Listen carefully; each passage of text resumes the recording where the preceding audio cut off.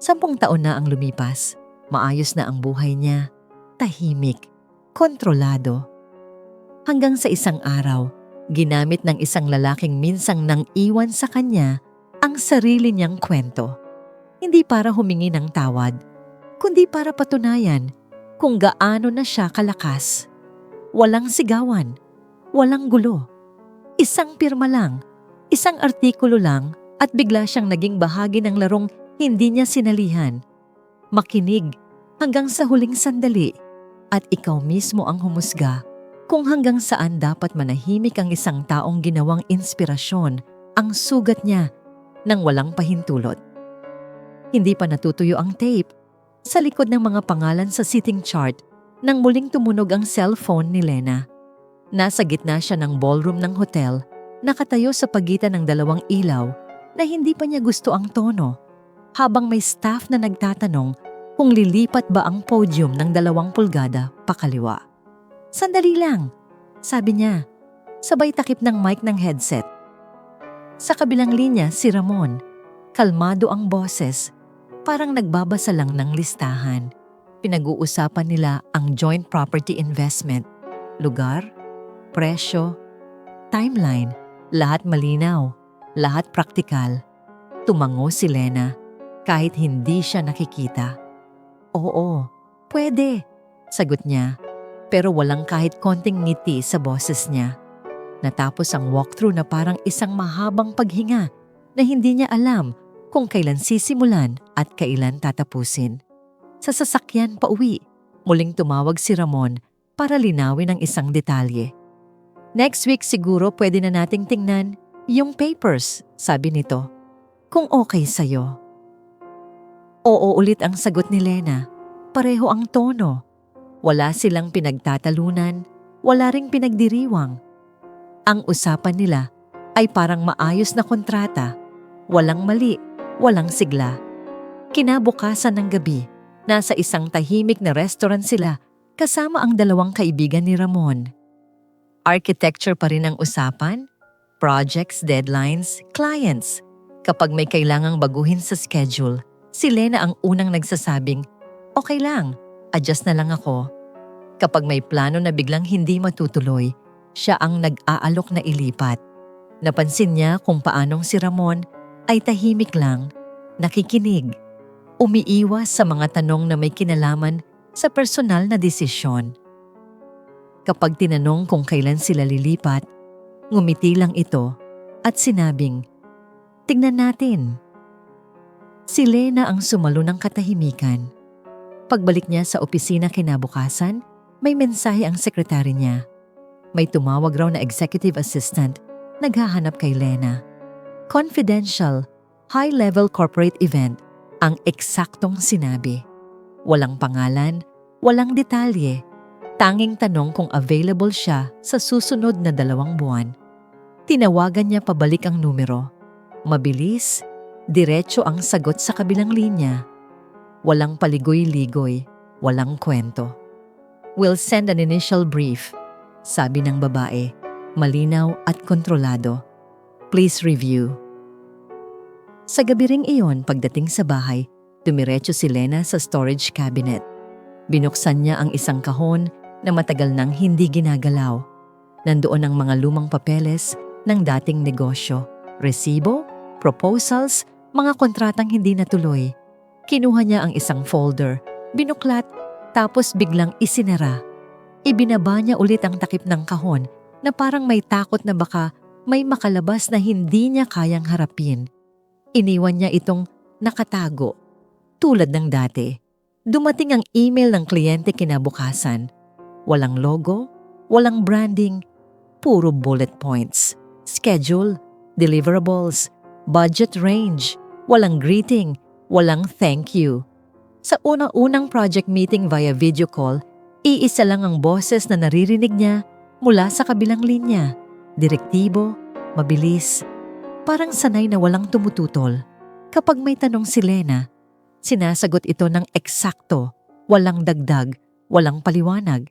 Parang hindi tao ang kausap niya, kundi isang sistema.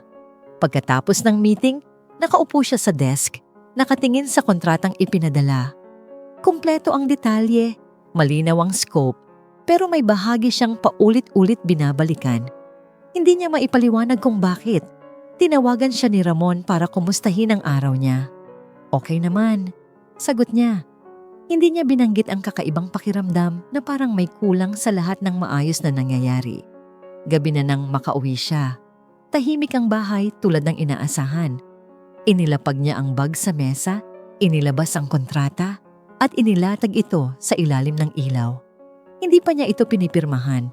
Umupo siya, hinayaan ang katahimikan na umupo rin sa tabi niya. Walang malinaw na dahilan kung bakit mabigat ang dibdib niya. Pero naroon iyon.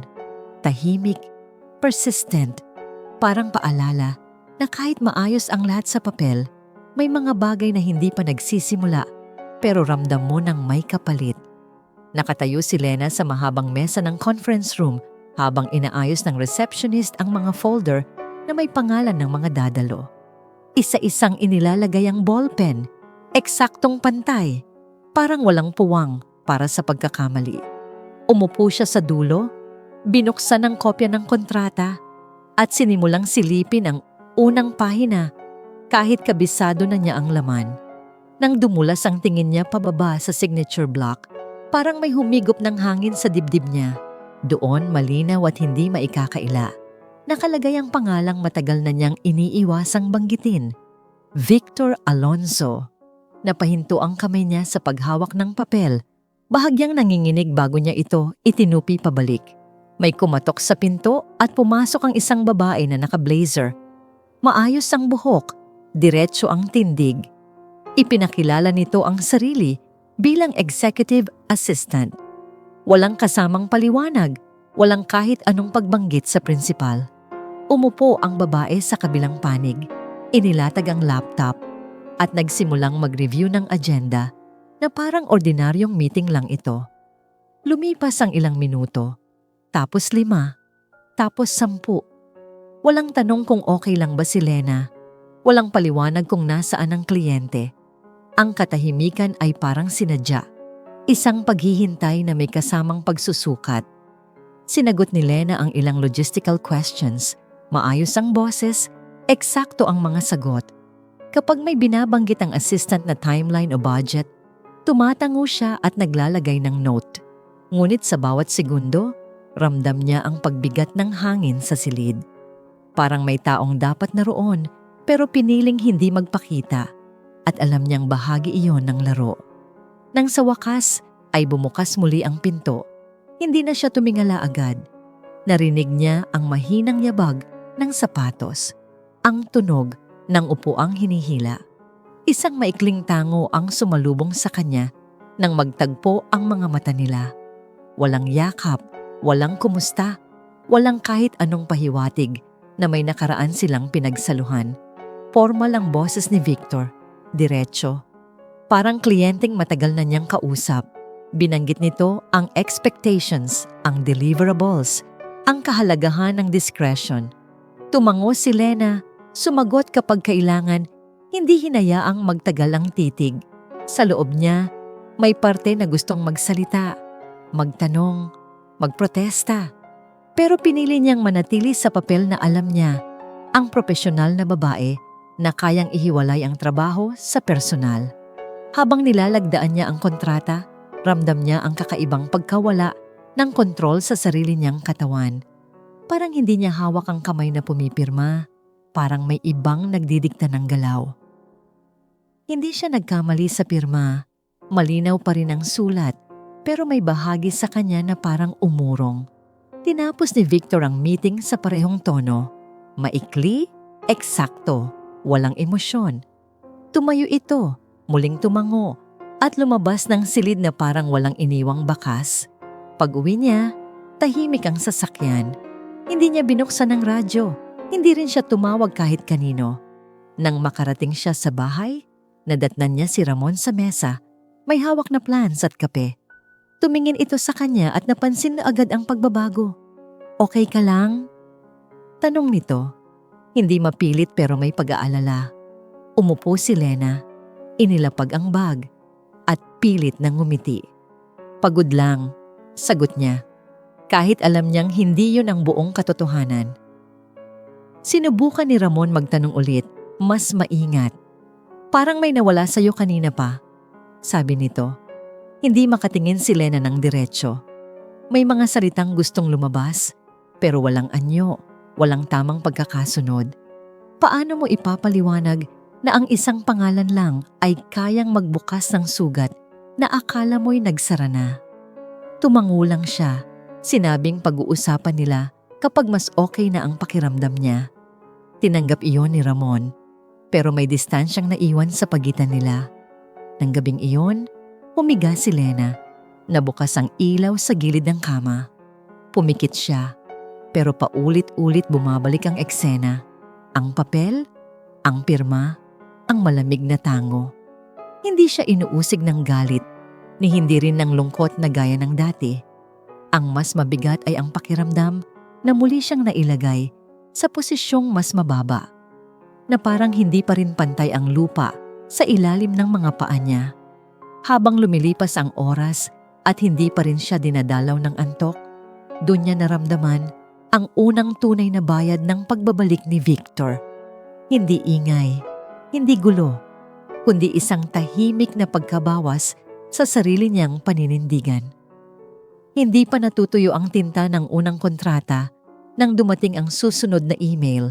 Nakasisi ang ilang pangalan na hindi kilala ni Lena, mga executive, project managers, consultants. Maikli lang ang mensahe, diretso sa punto. Iminumungkahi ang pag-expand ng scope ng event. Mas malaking venue, mas mahabang timeline, mas mataas na visibility. May kasamang linya tungkol sa potential future projects kung magiging maayos ang unang collaboration. Hindi ito tunog tanong, parang desisyon na hinihintay na lang ang pirma. Sa unang follow-up meeting, muling naroon ang parehong tono, kontrolado, mabilis, walang emosyon. Binanggit ni Victor ang posibilidad ng series ng events. May pahapyaw na banggit ng legacy, long-term narrative at brand continuity. Hindi detalyado, pero sapat para iparamdam na may mas malaki pang nakataya. Sumagot si Lena ng maingat, nagtatanong lang ng kailangan, sinusukat kung hanggang saan ang hinihingi. Hindi niya napansin na sa likod ng mga salitang yon, may ibang kwentong unti-unting binubuo. Hindi kailanman nabanggit ni Victor na ang event ay bahagi ng mas malaking development plan. Walang binanggit tungkol sa lokasyon, sa kasaysayan ng lugar, o sa personal na koneksyon nito kay Lena. Ang mga proposal ay puro logistics at numbers, walang emotional na reference. Sa papel, malinis ang lahat. Kung may tinatago man, maingat itong isiniksik sa pagitan ng mga linya, parang natural na bahagi lang ng proseso. Nang ikwento ni Lena kay Ramon ang alok na expansion, nakaupo sila sa sala, may laptop na bukas sa harap nila. Pinakinggan siya ni Ramon ng mabuti, tumango sa mga tamang bahagi. Malaki to para sa'yo, sabi nito. Praktikal ang tono. Para sa negosyo natin. Hindi niya tinanong kung sino ang kliyente. Hindi rin siya nagusisa sa detalye ng dynamics. Para sa kanya, isa itong pagkakataong hindi dapat palampasin. Tumango si Lena. Ramdam ang bigat ng responsibilidad na hindi niya lubos maipaliwanag. Dumating ang amended contract, ilang araw pagkatapos. Mas makapal, mas detalyado. Binasa ni Lena ang unang mga pahina. Scope, deliverables, payment schedule. Familiar ang lahat. Parang natural na progression lang ng unang usapan. May mga meeting na kailangang ihabol, may deadlines na kailangang baguhin.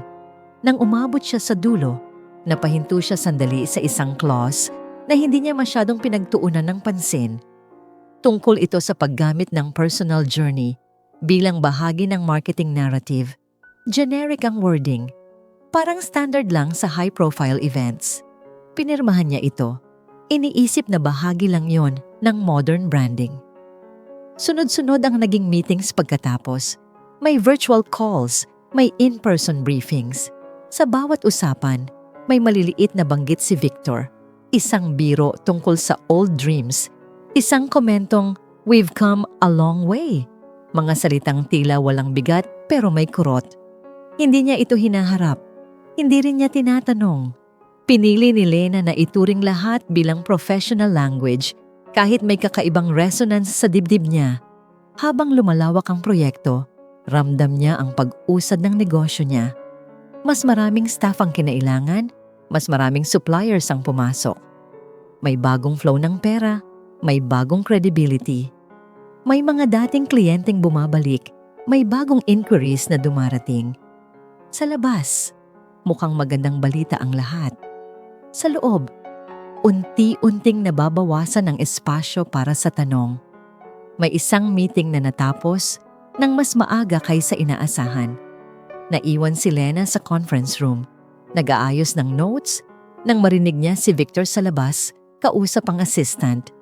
Hindi niya intensyong makinig, pero may mga salitang tumagos. Sequence matters, sabi nito. Timing is everything. Tahimik ang sumunod, tapos yabag ng paa na papalayo. Hindi niya alam kung tungkol saan iyon, pero may parte sa kanya na nakaramdam ng lamig. Sa mga sumunod na linggo, naging routine ang pagod. Maagang gising, late na uwi, tuloy-tuloy na coordination. Kapag may sandaling tahimik, doon dumarating ang kakaibang pakiramdam na may binabayaran siyang hindi nakasaad sa invoice. Hindi pa malinaw kung ano yon, pero ramdam niya na bawat meeting ay may kapalit. Ang proyekto ay hindi lang nagpapalago ng negosyo niya. Unti-unti rin nitong kinukuha ang kontrol sa kwento niya. Kahit hindi pa niya lubos na iintindihan kung paano. May dumulas na blueprint sa ibabaw ng mahabang mesa habang isinara ni Victor ang pinto ng pribadong conference room. Tahimik ang silid, makapalang carpet, walang kahit anong logo sa pader. Umupo si Celia sa tapat niya. Maayos ang posture, nakapulupot ang scarf na parang bahagi ng uniforme. Itinuro ni Victor ang gitna ng plano, isang block na may makapal na marka, at binanggit ang phase sequencing, ang access roads, ang projected foot traffic. Tumango si Celia, hindi nagmamadali. Parang mas interesado sa kwento kaysa sa numero. Nang huminto ang daliri ni Victor sa isang maliit na rectangle sa blueprint, doon nagsalita si Celia. Ito, sabi niya, halos pabulong. Dito ka tatama. Ang lumang tirahan ni Lena, ang nasa gitna. Nakapaloob sa glass atrium na may caption na Heritage Anchor. Hindi niya tinanong kung bakit yon ang pinili. Alam na niya ang sagot. Mas magiging makapangyarihan kung may mukha. Dagdag niya, hindi lang gusali, tao. Hindi sumagot agad si Victor. Kinuha niya ang tablet, pinalitan ng slide, at ipinakita ang mock visuals na may bakanting frame sa gitna. Sa kabilang palapag, kinausap ni Victor si Maya sa isang mas maliit na silid. Bukas ang laptop, nakaayos ang folders na may label na archives. Kailangan ko ng old photos, sabi niya, diretso. Documents din, anything public, anything we can legally use. Nagtaas ng kilay si Maya, nag-scroll sa screen na parang naghahanap ng tamang salita. Sir, tungkol ba to sa contractor? Tanong niya, maingat. Saglit na huminto si Victor, saka ngumiti ng kaunti, yung ngiting ginagamit kapag ayaw magpaliwanag. Business lang, sagot niya. Walang personal. Focus. Lumabas si Maya ng silid na may daladalang listahan. Sa hallway, huminto siya sandali. Pinindot ang elevator at tinitigan ang refleksyon niya sa salamin. Hindi niya alam kung bakit may bigat sa dibdib niya, pero malinaw ang utos. Legal. Malinis sa papel. Sa loob ng elevator, nag-notes siya ng keywords.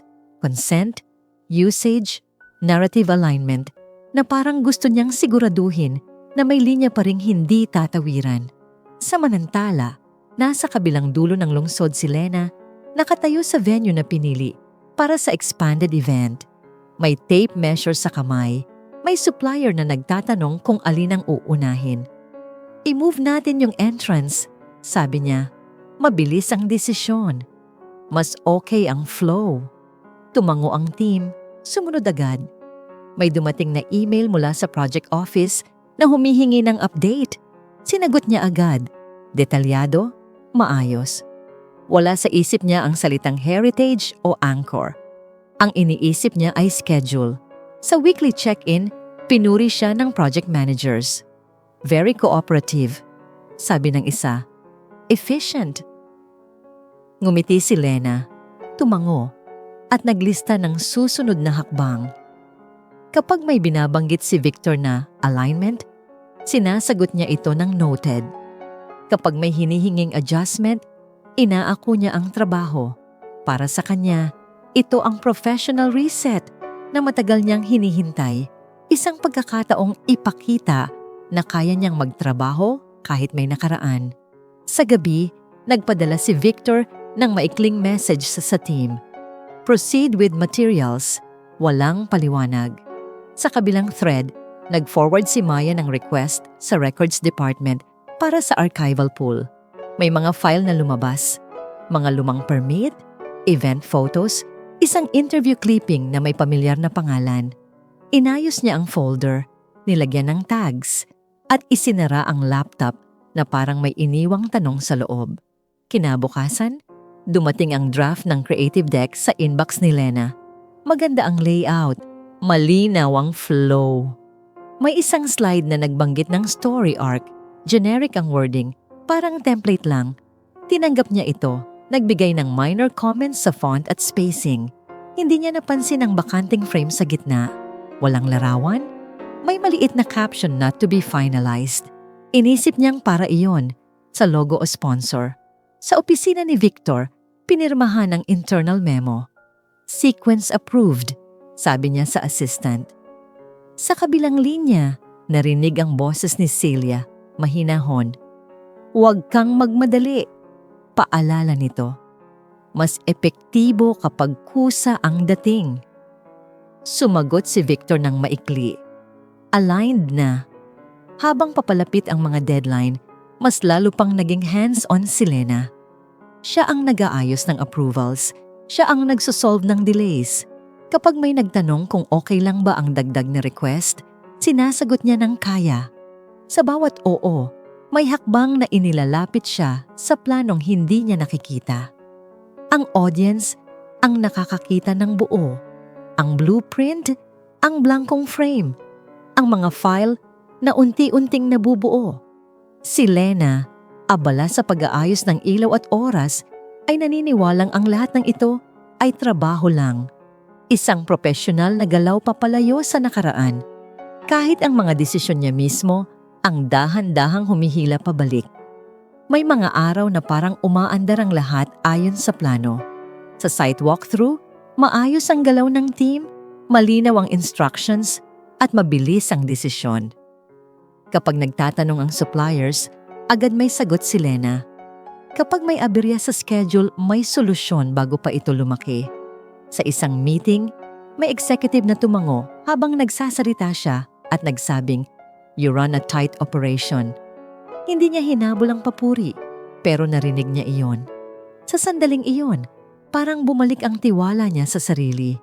Hindi bilang dating asawa ng kahit sino, kundi bilang professional na alam ang ginagawa.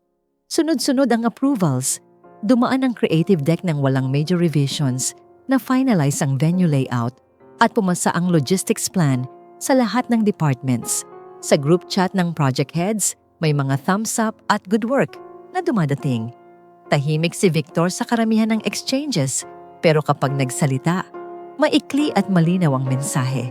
Walang pressure, walang pahapyaw na salita na may ibang ibig sabihin.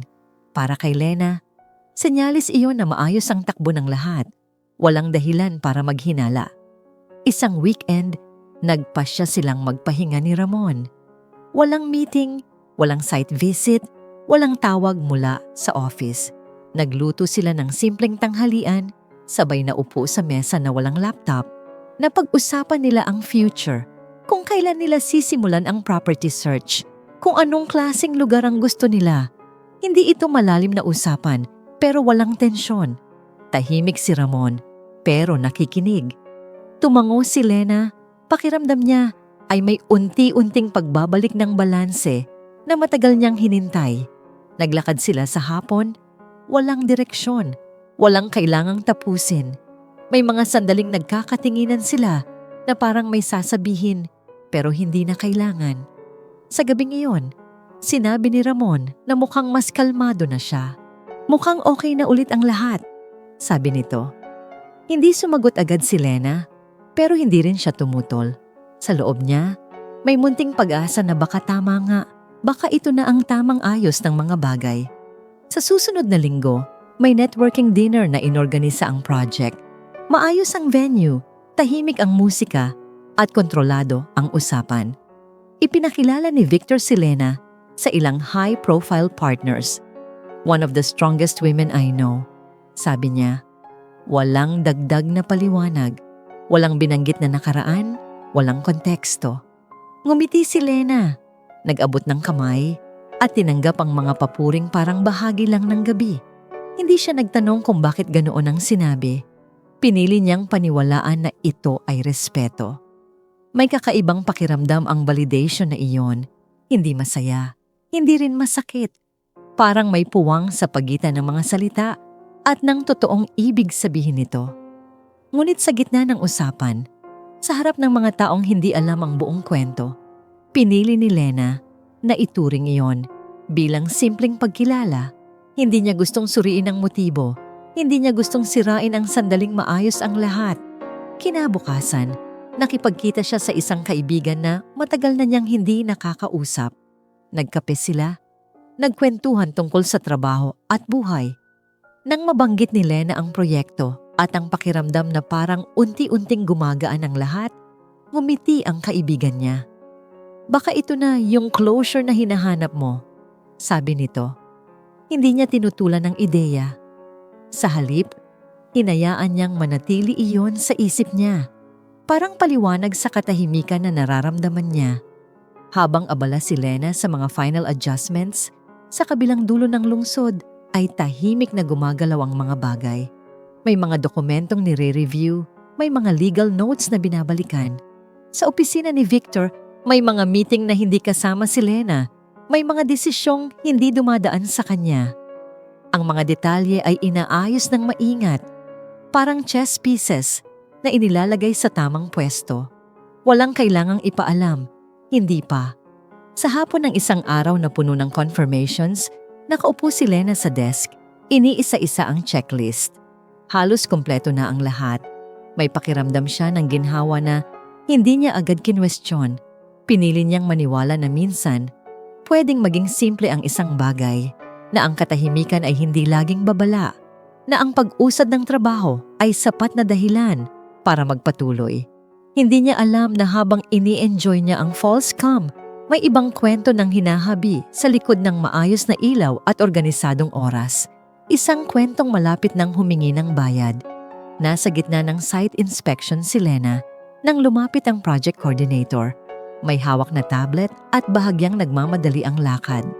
May quick ask lang po from the principals, sabi nito. Sabay abot ng screen. Nakalagay doon ang proposal. Featured speakers sa launch event, opening segment, personal introduction. May nakasaad na exposure metrics, media reach, at professional fee na hindi maliit. Walang drama sa pagkakalahad. Parang natural na next step lang ng isang maayos na proyekto. May photographer na dumaan sa gilid, may crew na nag-ayos ng ilaw, at sa gitna ng ingay, nakatayo si Lena na parang hinihintay ang sarili niyang boses. Sa sumunod na meeting, maikli lang ang paliwanag. It aligns with the narrative, sabi ni Victor. Diretso ang tono. Walang binanggit na detalye kung anong narrative iyon. Walang tanong kung handa ba siya. May assumption na oo ang sagot, na parang bahagi lang ito ng trabaho. Naglista si Lena ng logistics, time, program flow, speaking points, habang pinipigilan ang pakiramdam na may hinihingi sa kanya na lampas sa profesional na saklaw. Kinagabihan, nasa sala sila ni Ramon, parehong pagod, parehong tahimik. Ikinuwento ni Lena ang alok. Ipinakita ang proposal sa tablet. Sinuri iyon ni Ramon. Binasa ang numbers, ang exposure, ang pangalan ng event. Malaki to. Sabi nito, walang pag-aalinlangan. Hindi lahat nabibigyan ng ganitong pagkakataon. May himig ng suporta, pero may bahagyang paglayo rin. Parang desisyong kailangan niyang gawin mag-isa. Nag-alinlangan si Lena. Sinabing hindi siya sigurado kung handa siyang humarap sa ganoong entablado. Sumagot si Ramon nang mahinahon, minsan lang dumarating yan. Lumipas ang ilang oras na hindi malinaw ang sagot. May mga tawag mula sa project office. May follow-up email na maayos ang tono pero may deadline. Sa huli, bumalik si Lena sa laptop. Binuksan ang consent forms na ipinadala. Maraming pahina. Puro legal language. Puro clauses na parang pare-pareho lang. Pagod na siya. Ubos na ang oras. At pakiramdam niya ay simpleng formalidad lang ito. Pinirmahan niya ang forms, sinend pabalik at isinara ang laptop na parang tapos na ang usapan. Mabilis ang galaw pagkatapos noon. May schedule para sa media prep, may stylist na nagpadala ng options, may PR team na nagtanong ng preferred talking points. Sinabi ni Lena na gusto niyang manatili sa professional angle. Work, resilience, growth. Tumango ang kausap sa linya. Nagsabing ia-align nila yon sa messaging. Walang detalye kung paano. Walang binanggit na eksaktong linya. Isang umaga, habang umiinom siya ng kape sa opisina, may staff na nagpakita ng phone. Lumabas na po, sabi nito. Binuksan ni Lena ang link at bumungad ang unang article. Maayos ang layout, maganda ang headline. Nandoon ang linya na hindi niya inaasahan.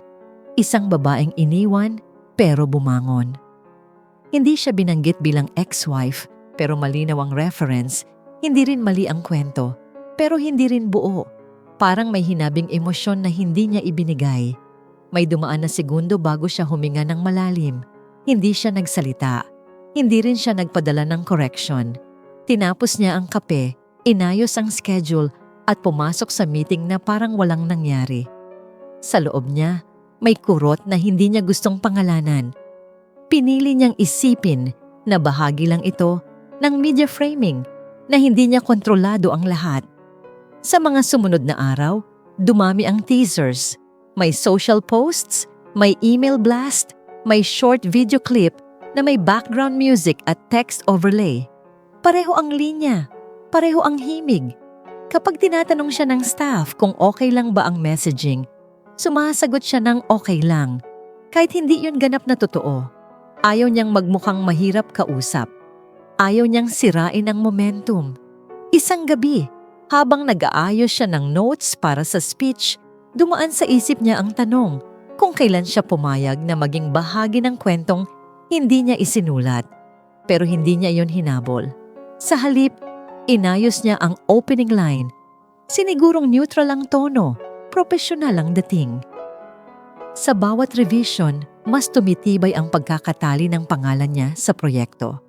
Hindi siya sumigaw, hindi siya umatras. Ang desisyon ay nagawa na, hindi sa isang dramatikong sandali, kundi sa serye ng maliliit na oo na parang walang bigat noong una. Ngayon, habang papalapit ang launch, malinaw ang isang bagay. Hindi na lang ito trabaho. Ang imahe niya, ang pangalan niya, at ang katahimikan niya ay pawang naging bahagi ng isang mas malaking plano na hindi na niya basta-basta kayang bitawan. May notification na sunod-sunod na pumasok sa phone nila ni Lena bago pa man siya makarating sa opisina. Hindi niya agad binuksan. Nasa elevator siya, may hawak na kape.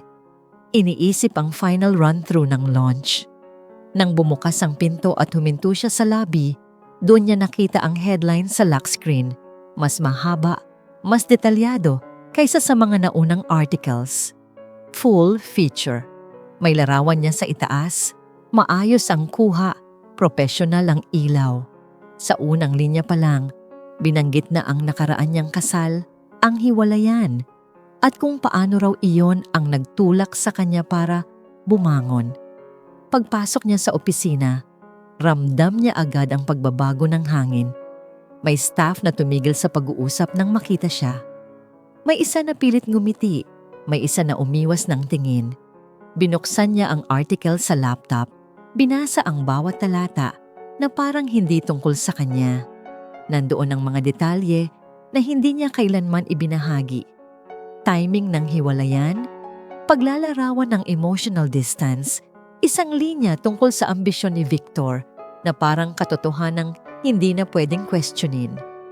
Wala namang mali sa facts, pero mali ang konteksto. Ang buhay niya ay naging case study. Hindi pa siya tapos magbasa nang pumasok ang unang email mula sa isang long-time client. Maikli lang. "We've decided to pause our engagement for now." May sumunod pang isa, mas diretsyo. Ayaw daw nilang madamay sa corporate controversy. Isa-isa, may mga tawag na hindi niya sinagot. Mga meeting na kinansela. Ang mga pangalan na dati niyang kausap linggo-linggo ay biglang naging distansya. Sa loob ng isang umaga, ramdam niya ang pagbagsak ng mga pundasyong matagal niyang binuo. Hindi na siya naghintay. Dumiretso siya sa opisina ni Victor, hindi nagpa-appointment. Binuksan niya ang pinto nang hindi kumakatok. Dala ang tablet na may bukas na article. Tumigil ang usapan sa loob. Tumingin ang assistant. Pero hindi siya pinigilan. "Ano to?" tanong ni Lena. Diretso, walang paligoy. Tahimik si Victor sandali, saka tumayo. Isinara ang pinto sa likod ng assistant. "Public story na to," sagot ni Victor. Kalmado ang boses, parang meeting lang. "Legal ang lahat." Itinaas ni Lena ang tablet. Ipinakita ang mga linya. "Hindi ko to pinayagan." Umiling si Victor, bahagya lang. "You signed the consent." Walang galit sa tono, walang depensa. Para sa kanya, tapos na ang usapan. Para kay Lena, doon palang nagsisimula ang pagkawasak. Umalis siya roon na nanginginig ang mga kamay, hindi dahil sa takot, kundi sa pakiramdam na wala siyang laban. Sa bahay naghihintay si Ramon. Nakita niya ang article, nakita rin niya ang reactions online, ang comments na may halong paghanga at panghuhusga. Hindi sumigaw si Ramon, pero mabigat ang bawat salita. "Alam mo ba kung gaano kalaki to?" tanong nito. Sinubukan ni Lena magpaliwanag, sabihing hindi niya inasahan, hindi niya kontrolado. Umiling si Ramon. Napaupo, parang nauubos. Ang usapan nila ay hindi agad naging sigawan, pero mas masakit ang katahimikan sa pagitan ng mga linya. Pinag-usapan nila ang future, ang property, ang pangalan, ang epekto sa trabaho ni Ramon. "Hindi ko kayang makipaglaban sa mundo niya," sabi nito. Hindi galit, kundi pagod. Hindi niya sinabing hindi niya mahal si Lena. Sinabi lang niyang hindi niya kayang sumabay sa ganitong laban. At doon, mas malinaw pa sa anumang sigawan. Pinili niyang umatras. Nang isara ni Ramon ang pinto, hindi agad umiyak si Lena. Umupo siya sa mesa, tinitigan ng article na nakaprint sa papel na hindi niya alam kung bakit niya dinala. Sa labas, patuloy ang pag-usad ng proyekto. May mga congratulatory messages para kay Victor. May bagong features na naka-line up. Ang pangalan niya ay ginagamit bilang patunay ng vision ni Victor. Isang CEO na kayang gawing inspirasyon ang personal na kwento. Sa mga sumunod na araw, patuloy ang trabaho, pero wala na ang dating sigla. Ang launch ay itinuloy. Mas malaki ang coverage, mas mataas ang metrics. Sa entablado, nagsalita si Lena ng maayos, eksakto sa script na inaprubahan. Palakpakan ang sumunod. Sa gilid, nakatayo si Victor, nakikinig. Parang nanonood ng isang investment na nagbubunga. Pagkatapos ng event, umuwi si Lena sa bahay na ngayon ay mas tahimik kaysa dati. Walang tanong kung kumusta ang araw niya. Walang plano para bukas. Sa salamin, nakita niya ang sarili. Maayos ang suot, malinaw ang ngiti sa publiko. Ngunit sa loob, malinaw rin ang isang katotohanan. Nanalo si Victor sa yugtong ito. Siya ang may control, siya ang may kwento. At si Lena, sa gitna ng isang tagumpay na hindi niya pinili, ay naiwan mag-isa. May reputasyon, may exposure, pero walang proteksyon. Hindi niya agad niligpit ang mga gamit na naiwan sa sala. Nandoon pa rin ang mga tote bag na may logo ng event, ang mga program booklet na may makintab na cover, at ang ilang magazine na iniwan ng courier sa harap ng pinto. Pagpasok ni Lena sa bahay, inabot niya ang ilaw pero hindi niya binuksan lahat. Isa-isa niyang tinapakan ang sahig na parang may iiwasan hanggang sa makaupo siya sa sofa na puno ng papel at plastic. Hindi niya iyon tiningnan, hindi rin niya itinabi. Parang may kasunduan ng katawan niya at ang mga bagay sa paligid. Huwag muna. Kinabukasan, pumasok siya sa opisina ng mas maaga kaysa dati. May mga email na naghihintay, puro interview requests, follow-up questions, clarifications tungkol sa article. May tumawag na radio producer, may nagpadala ng listahan ng talking points. Sinubukan niyang sagutin ang isa, pero sa unang tanong pa lang, napahinto siya. Narinig niya ang sarili niyang boses na parang hindi kanya. Pareho ang tono, pareho ang linya, parang replay ng isinulat ng ibang tao. Tinapos niya ang tawag ng maaga, nagpaalam na may meeting pa siya, kahit wala. Sa loob ng opisina, ramdam ng staff ang pagbabago. Mas maikli ang sagot ni Lena, mas mabilis ang lakad, mas madalas ang pag-iwas ng tingin. May nagtanong kung okay lang ba siya. Sinagot niya ng tango na walang kasunod. Kapag may maliit na problema sa schedule, mabilis siyang nainis, tapos biglang tatahimik. Walang may lakas ng loob na magtanong ulit. Ang dating malinaw na direksyon ay napalitan ng pag-iingat. Isang hapon, habang mag-isa siya sa conference room, kinuha niya ang phone at tinawagan si Ramon. Isang beses lang, 2 ring, 3. Pagkatapos, naputol ang tawag. Walang voicemail, walang mensahe.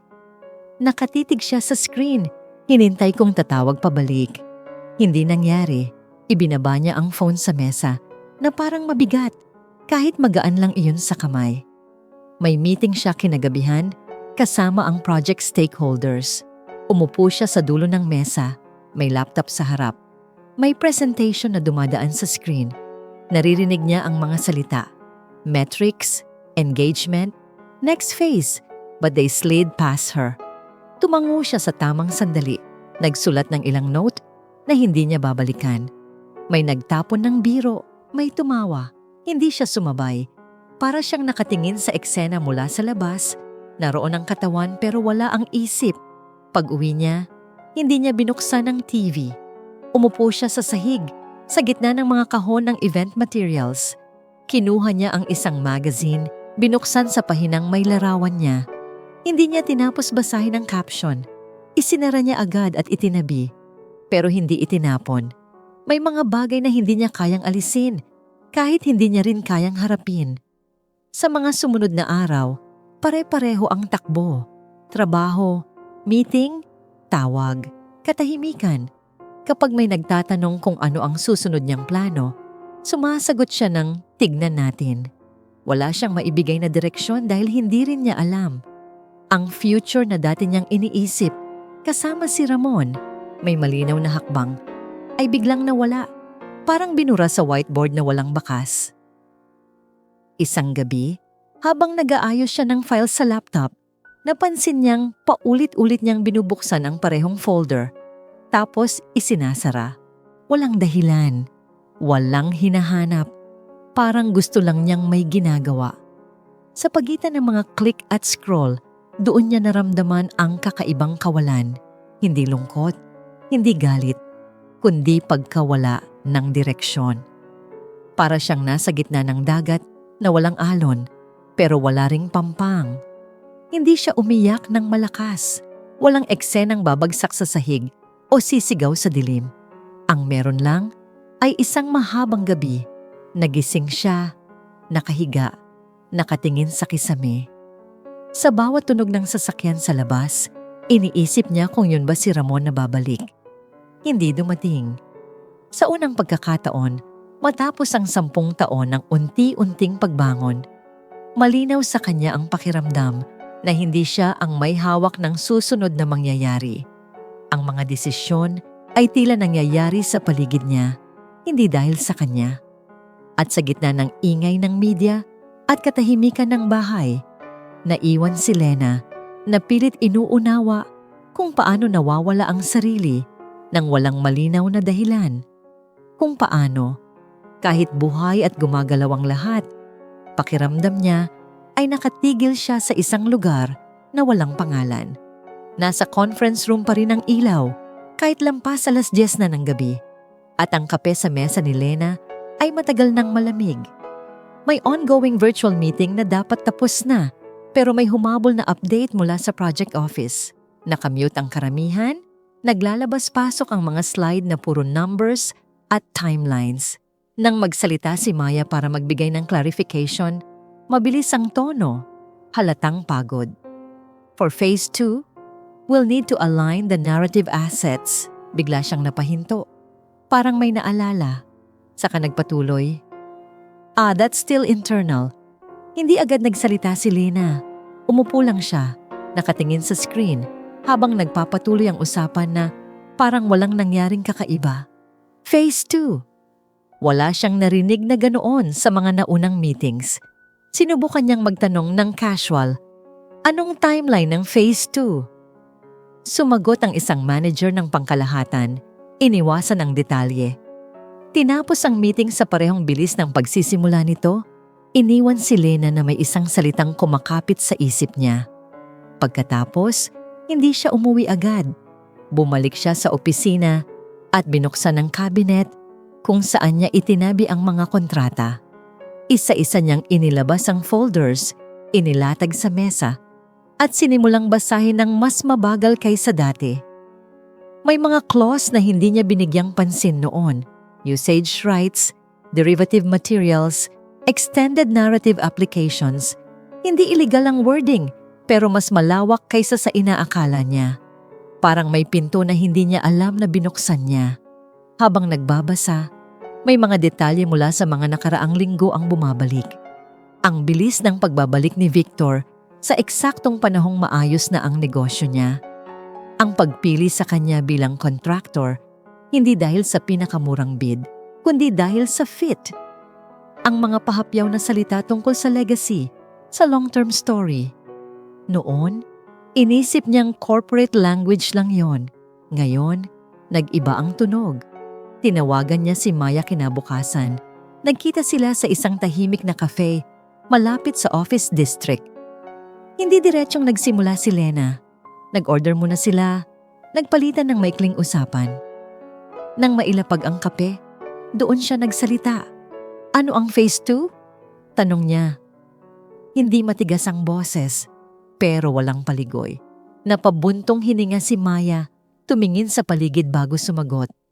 Expansion, sabi niya. Investor-facing, mas narrative-driven. Hindi na nagkunwari si Lena. Matagal na bang plano to? Tanong niya. Hindi agad sumagot si Maya, pero sapat na ang katahimikan. Hindi ko alam lahat, sabi nito sa huli. Pero hindi biglaan. May bahagyang hiya sa tono niya, parang alam niyang may tinawiran silang linya. Hindi na nagtanong pa si Lena, sapat na ang narinig niya. Pag-uwi, hinanap niya ang numero ng isang dating kaibigan na abogado. Matagal na silang hindi nag-uusap, pero sumagot ito agad. Nagkita sila sa maliit na opisina, walang drama, diretso sa usapan. Inilatag ni Lena ang mga kontrata, ang articles, ang timeline. Binasa ng abogado ang mga papel. Maingat, tahimik. Legal, sabi nito pagkatapos ng ilang sandali. Malinis sa papel. Tumigil sandali, saka nagdagdag. Pero kung tatanungin mo ako bilang tao, questionable. Sa daan pa uwi, bumalik sa isip ni Lena ang mga maliliit na bagay na hindi niya pinansin. Ang pagkakaantala sa unang meeting, ang assistant na laging nauuna, ang consent forms na pinirmahan niya ng pagod. Hindi isang malaking kasinungalingan ang sumira sa kanya, kundi serye ng maliliit na desisyon na ginabayan ng impormasyon na hindi niya hawak. Parang puzzle na unti-unting nagbubuo ng larawan na hindi niya ginustong makita. Sa bahay, muling binuksan ni Lena ang laptop at inayos ang files ayon sa petsa. Hindi na siya naghahanap ng isang ebidensya lang. Hinahanap niya ang pattern at doon niya nakita ang maingat na disenyo. Walang eksenang panlilinlang, walang dokumentong may malinaw na kasalanan. Lahat ay ginawa sa tamang oras, sa tamang wika, sa ilalim ng legal na liwanag. Ang personal niyang kwento ay naging leverage, hindi dahil sa galit ni Victor, kundi dahil sa kontrol. Hindi pa siya galit, hindi pa rin siya handang sumigaw o lumaban. Ang nararamdaman niya ay mas mabigat, ang unti-unting pag-unawa na ang nangyari sa kanya ay hindi aksidente. Hindi ito serye ng malas o maling timing. Isa itong planong matagal nang hinahabi at siya mismo ang ginamit na sinulid. Sa unang pagkakataon, mula nang magsimula ang lahat, malinaw kay Lena kung saan siya nakatayo. Hindi sa gitna ng gulo, kundi sa loob ng isang kwentong sinulat ng iba. At ang kaalaman na yon, kahit tahimik, ay may bigat na hindi na niya kayang balewalain. Dumating ang imbitasyon sa email niya na walang paligoy, walang paliwanag. Closed door board meeting, attendance required, walang agenda na nakalagay, walang pangalan ng mga dadalo maliban sa board secretary. Tinitigan ni Lena ang screen ng matagal, hindi dahil sa kaba, kundi dahil sa pagod. Alam niyang pwede siyang tumanggi, pwedeng magdahilan, pwedeng umatras, pero alam din niyang ang pagtanggi ay isa ring desisyon at may kapalit din iyon. Sa huli, pinindot niya ang reply at nag-type ng isang salita lang, confirmed. Kinabukasan, dumaan siya sa opisina ni Maya bago pumasok sa sarili niyang meeting. Hindi yun planadong pag-uusap, parang kusang pagliko lang ng paa niya sa hallway. Nakita niya si Maya na nakaupo sa harap ng laptop, nakakunot ang noo habang may inaayos na spreadsheet. May oras ka ba? Tanong ni Lena, hindi diretso ang tingin. Tumango si Maya. Isinara ang screen. Hindi nagsimula si Lena sa akusasyon. Kailangan ko ng tulong, sabi niya. Hindi bilang kaaway niya, bilang taong pagod na rin. Tahimik si Maya sandali, saka huminga ng malalim. Hindi ko pwedeng ibigay lahat, sabi nito, maingat. Pero pwede kitang tulungan maghanap. Hindi sila nagkamay, hindi rin nag-usap tungkol sa motibo. Nagkasundo sila sa isang bagay lang, may mga bagay na hindi na tama. Kahit legal, ibinigay ni Maya ang listahan ng internal references kung saan hinahanap ang minutes, ang archived emails, ang mga revisions na hindi na ipapadala sa lahat. Hindi yun pangako ng tagumpay. Isa lang yung pinto na bahagyang nakabukas. Pagbalik ni Lena sa opisina, sinimulan niyang ayusin ang lahat. Emails na dati niyang binabasa lang para sa instructions, ngayon ay binabalikan niya ang timestamps. Meeting notes na parang routine lang noon, ngayon ay hinahanapan niya ng inconsistency. May mga pagbabago sa wording, may mga attachment na hindi niya natanggap. Wala siyang malinaw na hinahanap, wala ring plano kung ano ang gagawin kapag may nakita siya. Ang alam lang niya, kailangan niyang gumalaw. Sa bawat oras na lumilipas, mas bumibigat ang pakiramdam ng pag-aalinlangan. May mga sandaling naiisip niya kung mas madali bang umatras na lang. Hayaan ang proyekto, iwan ang lahat, magsimula ulit sa mas maliit na mundo. May mga sandali ring iniisip niya si Ramon. Kung tama bang pinili niyang hindi makipaglaban. Sa pagitan ng mga tanong, patuloy siyang nagtatype, nagpiprint, nagtatabi ng folders, parang umaandar ang katawan kahit hindi sigurado ang isip. Sa labas, tuloy ang public role niya.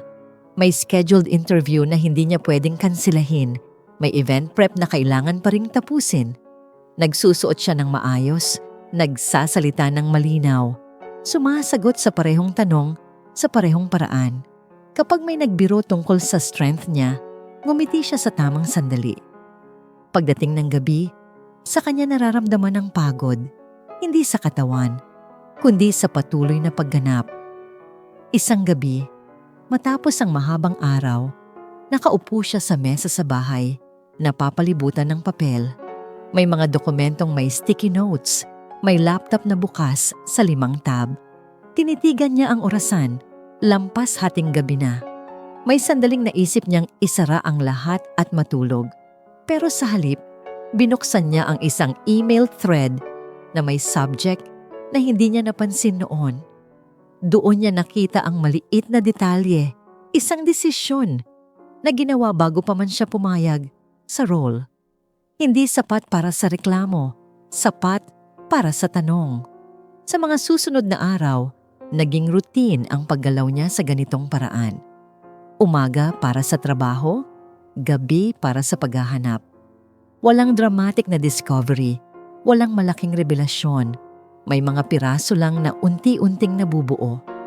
Sa bawat piraso, mas malinaw kung gaano kalaki ang laban at kung gaano kaliit ang pwesto niya rito.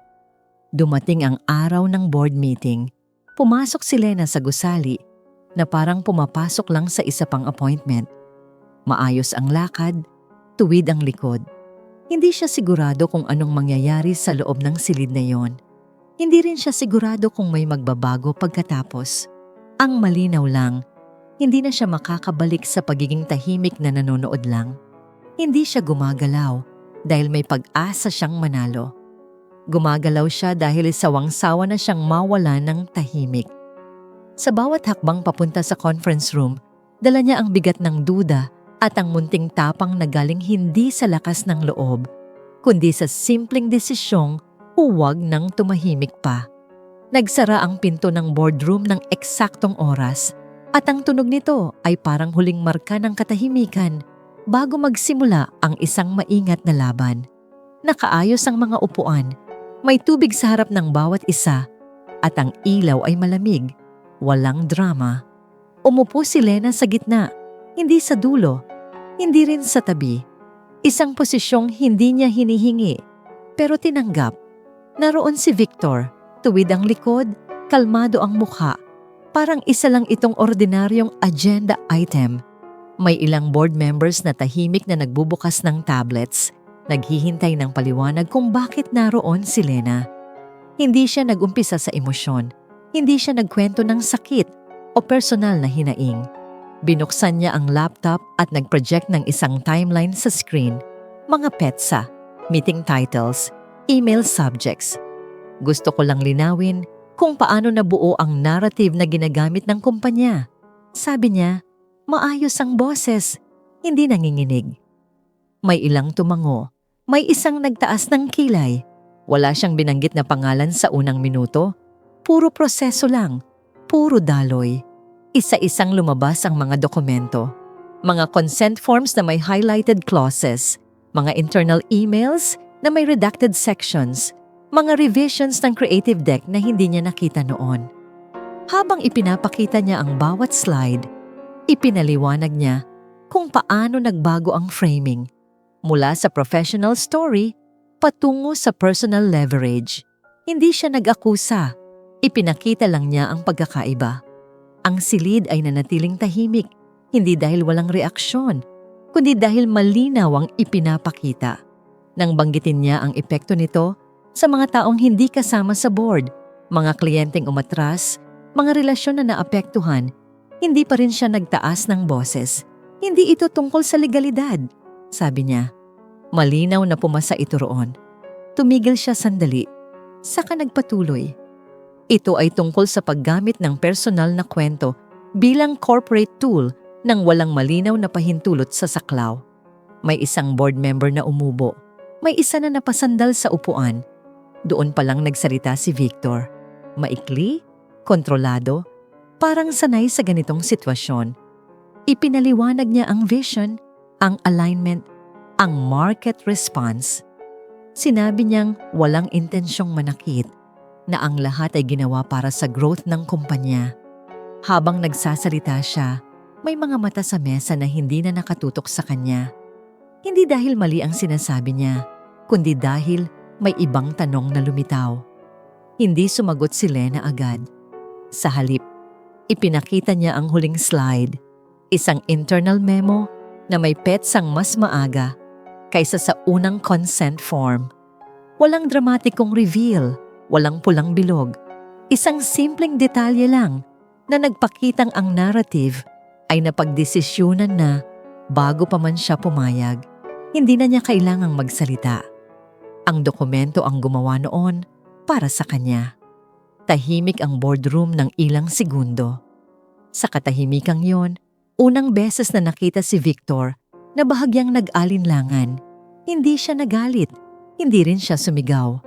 Ngunit nagtanong ang isa sa board, mahinahon pero diretso, tungkol sa governance at oversight. Sumunod ang isa pa, nagtatanong kung sino ang nag-aproba ng sequencing. Ang mga tanong ay hindi agresibo pero hindi rin naiiwasan. Ipinaliwanag ni Victor ang proseso, ang checks, ang legal review. Ngunit habang tumatagal, mas nagiging malinaw na hindi lahat ay naipasa sa collective decision. Walang iskandalo, walang sigawan. Ngunit may isang bagay na nagbago sa hangin ng silid. Ang awtoridad ay hindi nabuo. Sa huli, nagmungkahi ang chair ng restructuring ng project oversight. Temporary lang, sabi niya, para maibalik ang tiwala. Hindi sinabi ang pangalan ni Victor sa unang sandali, pero malinaw kung sino ang tinutukoy. Tinanggap ang mosyon ng walang boto na may pagtutol. Hindi bumagsak ang kumpanya. Walang headline kinabukasan tungkol sa pagkakatanggal ng CEO. Ngunit sa proyektong ito, sa narrative na ito, hindi na si Victor ang may huling salita. May bagong committee, may bagong proseso, at may malinaw na limitasyon. Nang matapos ang meeting, isa-isang tumayo ang mga tao. May lumapit kay Lena, tahimik na nagpasalamat sa clarity. May umiwas ang tingin. Si Victor ay nanatili sa upuan sandali, saka tumayo. Hindi lumingon. Hindi sila nag-usap. Wala nang kailangang sabihin. Paglabas ni Lena ng gusali, ramdam niya ang pagod na parang biglang dumating. Hindi siya nakaramdam ng tagumpay na parang sa pelikula. Wala ring sigaw ng hustisya. Ang naramdaman niya ay isang mabigat ngunit malinaw na pagbabago. Sa unang pagkakataon, mula nang bumalik si Victor sa buhay niya, hindi siya ang nagdidikta ng kwento. At kahit pansamantala lang yon, kahit may kapalit pa ring darating, sapat na yon para malaman ni Lena na hindi na siya basta karakter sa salaysay ng iba. Unti-unting nawala ang mga notification sa phone ni Lena. Ang dating sunod-sunod na alerts, mentions, interview requests, opinion pieces ay napalitan ng tahimik na inbox. Walang follow-up stories, walang explainer, walang analysis. Parang may kolektibong desisyong ibaon ang nangyari. Sa newsroom cycle, may mas bago ng balita. Ang kwento niya ay naging footnote na lang na walang gustong balikan. Sa unang araw ng katahimikan, pumasok siya sa opisina nang walang dala kundi isang notebook at ang pakiramdam na tapos na ang ingay. Pero hindi ang epekto. Dumating ang formal offer sa email, bandang tanghali. Board consultant, interim. Walang engrandeng paliwanag, walang papuri. May malinaw na scope, malinaw na timeline, at malinaw na limitasyon. Tinanggap niya ito matapos ang maikling tawag. Walang negosasyon, walang dagdag. Sa unang meeting bilang consultant, umupo siya sa gilid. Hindi na sentro, pero hindi rin nawawala. May mga desisyong pinakinggan ng input niya. May mga usapang tinapos ng mas mabilis kapag nagsalita siya. Walang drama, may bigat lang ang presensya. Sa mga sumunod na linggo, may mga kaibigang unti-unting bumalik. Mga text na nagsisimula sa, "Kumusta ka?" at nagtatapos sa, "Sabihin mo lang kung kailangan mo." Nagkape sila, nagkwentuhan tungkol sa trabaho, sa mga anak, sa mga planong hindi natuloy. Ngunit may distansya sa pagitan ng mga salita. Isang pag-iingat na parang ayaw nang magkamali ulit. Hindi na ibinabalik ang dating lambing. May mga paksa na hindi na tinatahak. Tinanggap iyon ni Lena nang walang paliwanag. Hindi na rin nagparamdam si Ramon. Walang mensahe, walang tawag, walang aksidenteng pagkikita. May mga gabi na napapatingin siya sa phone, Iniisip kung may dapat ba siyang sabihin, ngunit wala ring dumadating na dahilan para magsimula. Alam niyang alam ni Ramon ang nangyari. May mga mutual friends na nagbalita. Ang kawalan ng reaksyon ang mas mabigat kaysa sa anumang pagtanggi. Sa ganitong katahimikan, mas malinaw ang hangganan. Sa mga meeting, ramdam ni Lena ang tingin ng iba. Kapag nagsalita siya, may katahimikan munang sumusunod bago ang mga tanong. May respeto sa tono, may halong pag-iingat sa kilos. Hindi siya iniiwasan, pero hindi rin siya kinakaibigan. Parang may di nakasulat na patakaran. Makinig, huwag sumobra. Sa isang pagkakataon, may nagbiro na naputol sa kalagitnaan, saka nagpatuloy sa ibang paksa. Hindi siya natawa, hindi rin siya nainis. Naitala niya lang ang pagbabago. Sa labas ng boardroom, bumalik siya sa mas maliit na mundo ng sariling negosyo. May ilang kliyente ang hindi na bumalik. May ilan namang dahan-dahang nagtanong ulit. Tinanggap niya ang mga proyektong kayang gawin nang walang exposure, walang media. Mas maaga siyang umuuwi, mas madalas siyang naglalakad pa uwi. Sa isang hapon, inayos niya ang mga natirang event materials sa bahay.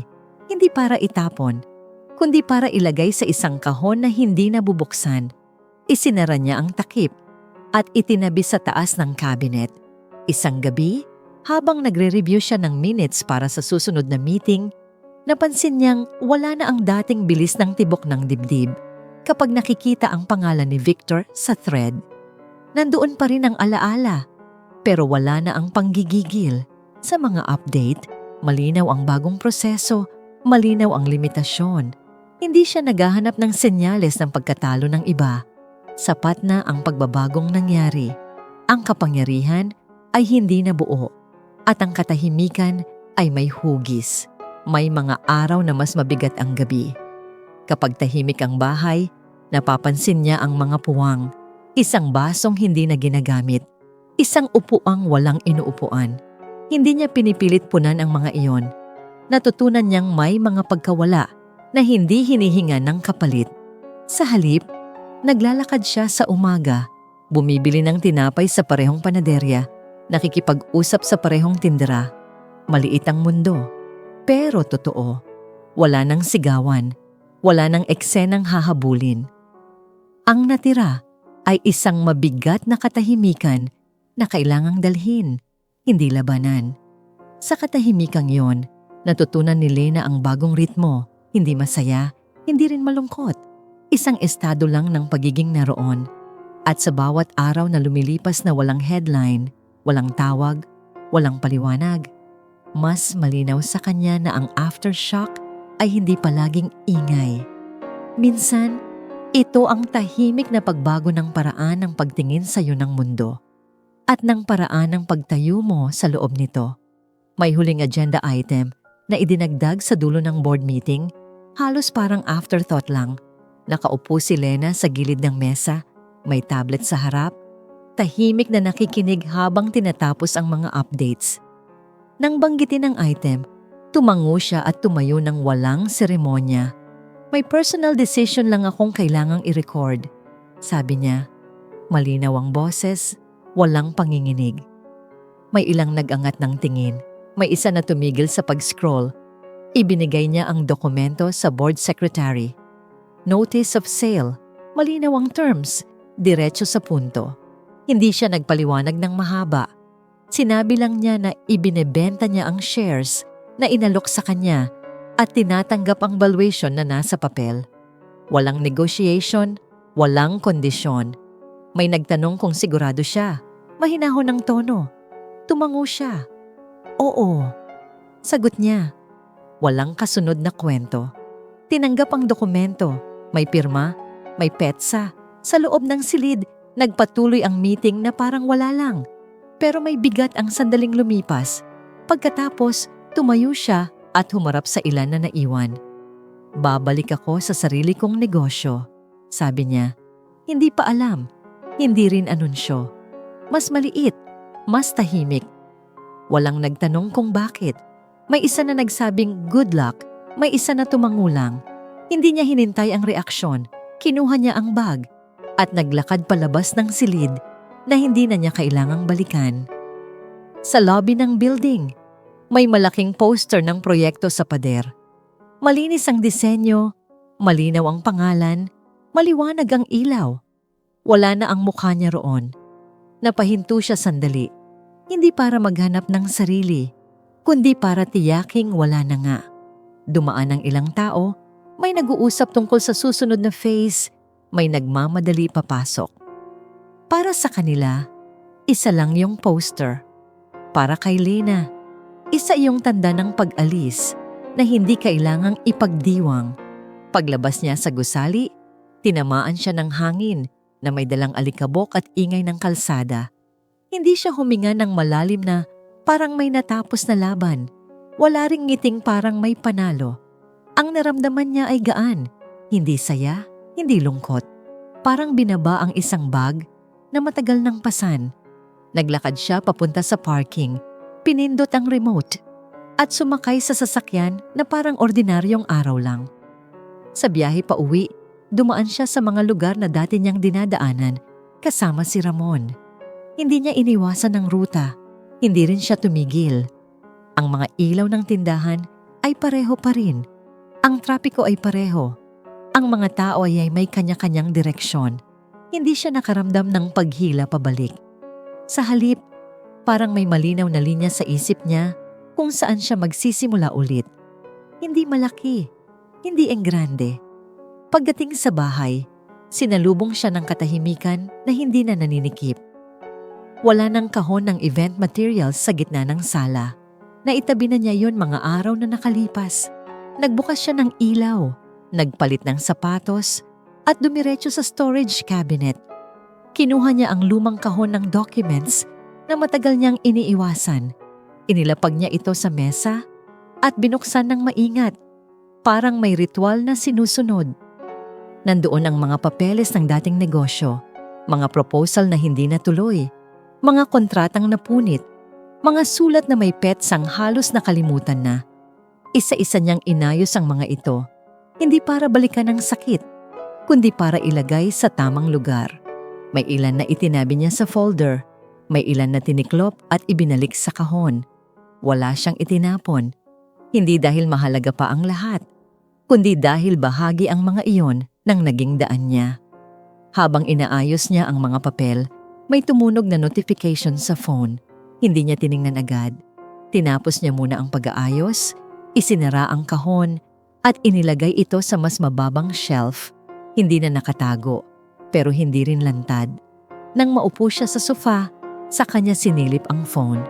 Isang generic update lang mula sa dating project group chat. Walang pangalan, walang emosyon. Binura niya ang notification at inilapag ang phone sa mesa. Umupo siya roon ng ilang sandali. Pinakikinggan ang hum ng ref, ang mahinang tunog ng mga sasakyan sa labas. Wala nang kailangang ipaliwanag, wala nang kailangang ipagtanggol. Ang mga desisyon ay nagawa na. Hindi para manalo, hindi rin para maghiganti. Para lang makabalik sa sarili niyang sukatan ng tahimik na tama. Sa gabing iyon, natulog si Lena nang hindi iniisip kung ano ang sasabihin ng iba kinabukasan. Hindi rin niya inisip kung babalik pa ang mga nawala. Ang alam lang niya, may espasyo na ulit sa loob niya. Hindi puno, hindi rin hungkag. Isang lugar na maaari niyang galawan ng walang kwento na kailangang sundan, walang mukha na kailangang ipakita. At sa katahimikang iyon, doon niya naramdaman na ang pagtatapos ay hindi laging may aral na kailangang ipaliwanag. Minsan, sapat na ang pag-uwi at ang maingat na pagsasara ng kahon. At dito nagtatapos ang ating kwento. Pero hindi dito nagtatapos ang mga kwentong may kurot sa puso.